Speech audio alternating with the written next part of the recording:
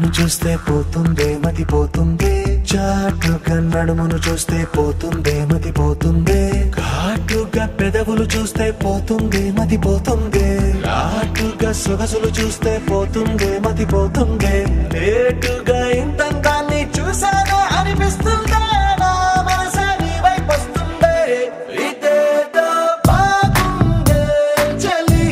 ఏ recipe చేయబోతున్నావు? Chicken chow mein noodles.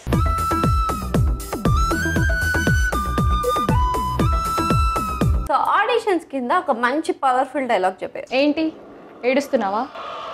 నీ స్థితి ఏంటి, పరిస్థితి ఏంటి?